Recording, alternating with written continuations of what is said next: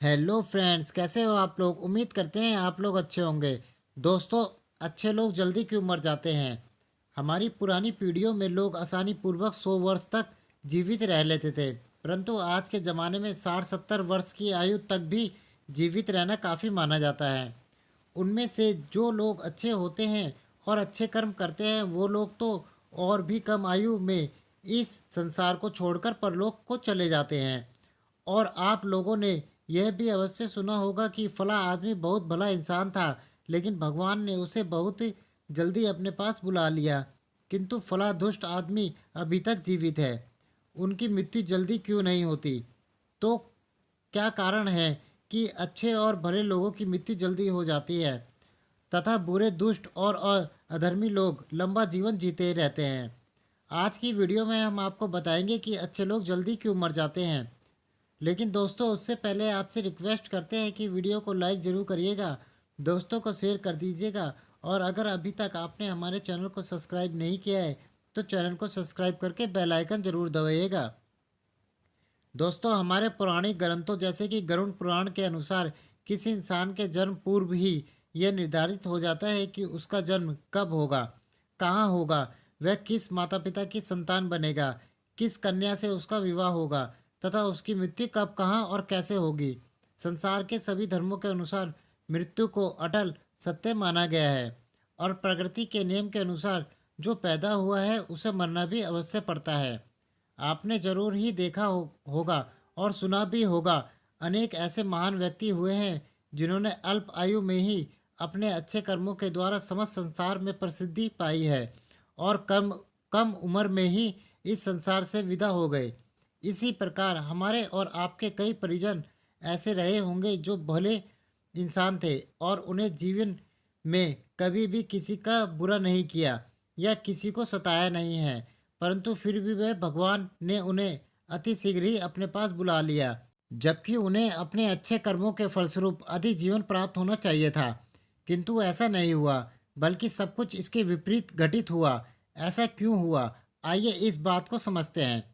आपने पौराणिक कथाओं में अवश्य सुना होगा कि जब कोई ऋषि मुनि किसी देवता या अप्सरा पर क्रोधित हो जाते थे तो उस देवता या अप्सरा को दंड स्वरूप मृत्युलोक अथवा पृथ्वीलोक पर जन्म लेने के लिए भेज दिया जाता था और कई वर्षों तक उनका उद्धार नहीं हो पाता था।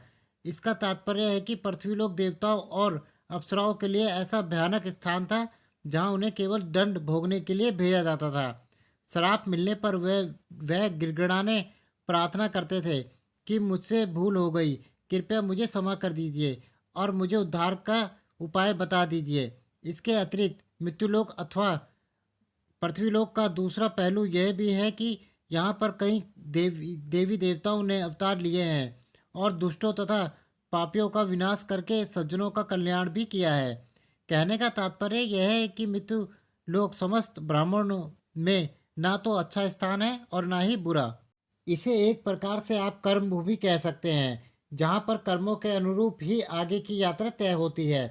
परंतु इस पर मृत्युलेख पर जब इंसान जन्म लेता है तो इस लोक की मोह माया उसे अपने जाल में फंसा लेती है, जिसके कारण यह लोक हमें बहुत प्रिय लगने लगता है और हमें इस लोक में रहने वाले इंसानों से प्रेम तथा मोह हो जाता है। इसीलिए हम इस लोक को छोड़कर कभी जाना ही नहीं चाहते हैं। यदि हमारा कोई प्रियजन भी इस लोक को छोड़कर चला जाता है तो हमें अत्यधिक दुख होता है। जब कोई इंसान मृत्यु को प्राप्त होता है तो उसकी जीव आत्मा यमदेव के पास जाती है, जहाँ उसके अच्छे और बुरे कर्मों का लेखा जोखा होता है। यदि किसी जीव आत्मा ने पृथ्वीलोक पर जीवित रहते हुए बुरे कर्म किए हों और अन्य इंसानों प्राणियों को सताया है तो उसे अगला जन्म प्राप्त होता है तथा पूर्ण जन्म में उसके द्वारा सताए गए सभी लोगों का उसे हिसाब किताब चुकाना पड़ता है। इसी कारण से उस जीवात्मा को लंबे जीवकाल का मौका दिया जाता है। यदि किसी जीवात्मा ने पूर्व जन्म में अच्छे कर्म किए होते हैं तथा कुछ बुरे कर्म किसी कारणवश उसके द्वारा हो जाते हैं तो अगले जीवन काल में उन बुरे कर्मों का हिसाब किताब चुकाने के लिए उसे कम सांसें प्रदान की जाती है। अब इस बात पर भी कई लोग ये कहेंगे कि अच्छे कर्म करने वालों को लंबी आयु मिलनी चाहिए और बुरे कर्म करने वालों को छोटी आयु मिलनी चाहिए। परंतु कोई भी कहे, परमात्मा ने जो भी नियम या व्यवस्था बनाई है वह अति उत्तम व्यवस्था बनाई है, क्योंकि इस मृत्युलोक पर जीवन बिताना जीवात्मा का परम लक्ष्य नहीं है। जीवात्मा का परम लक्ष्य तो पवित्र बनकर मोक्ष प्राप्त करना है। जब हम नया जन्म लेते हैं तो हमें अवसर प्राप्त होता है कि हम अच्छे कर्म करके अपने परलोक गमन के स्तर को सुधारें, परंतु हम बुरे कर्म करके उस स्तर को नीचे गिरा देते हैं, जिसके कारण मृत्यु के बाद भी हमें मुक्ति के लिए लाखों करोड़ों कल्पों तक उन पाप कर्मों की सजा को सहते हुए प्रेत रूप में भटकना पड़ता है। पुराणों में कहा गया है कि एक जीवात्मा को 84 लाख योनियों में जन्म लेकर मुक्ति हेतु इस मृत्युलोक के चक्कर लगाने पड़ते हैं, तब उसे मोक्ष की प्राप्ति होती है। परंतु जो जीवात्मा अच्छे कर्म करने वाली होती है और परोपकार करने वाली होती है, उस जीवात्मा की मदद ईश्वर उसे अल्प आयु प्रदान करके करते हैं, जिससे कि वह अति शीघ्र शुद्धता प्राप्त कर सके और उसे कुछ जन्मों में ही परम प्रधान प्राप्त करके मृत्युलोक के कष्टों से छुटकारा मिल सके। इन सब बातों के अतिरिक्त एक कारण यह भी है कि प्रत्येक जीवात्मा पृथ्वीलोक पर किसी न किसी उद्देश्य की पूर्ति के लिए जन्म लेती है, और जब उद्देश्य पूर्ण हो जाता है तो परमेश्वर उसे अपने पास बुला लेते हैं। परंतु ऐसा भी नहीं है कि जो लोग लंबा जीवन जीते हैं उन्हें बुरे कर्म ही किए किए हों। यदि वह अभी तक जीवित है तो इसका तात्पर्य यह भी हो सकता है कि उनका जीवन का उद्देश्य अभी तक पूरा नहीं हुआ है। आशा करते हैं कि आप समझ चुके होंगे कि अच्छे लोगों की मृत्यु जल्दी क्यों हो जाती है। दोस्तों, आपको हमारी ये वीडियो कैसी लगी हमें कमेंट में ज़रूर बताएं, और हाँ फ्रेंड्स, हमारी वीडियो को लाइक और चैनल को सब्सक्राइब करना ना भूलें। दोस्तों, अगर आपने हमारे चैनल को सब्सक्राइब नहीं किया है तो सब्सक्राइब कर लें और बेल आइकन पर क्लिक कर लें, ताकि हमारी आने वाली वीडियो का नोटिफिकेशन आपको मिल सके।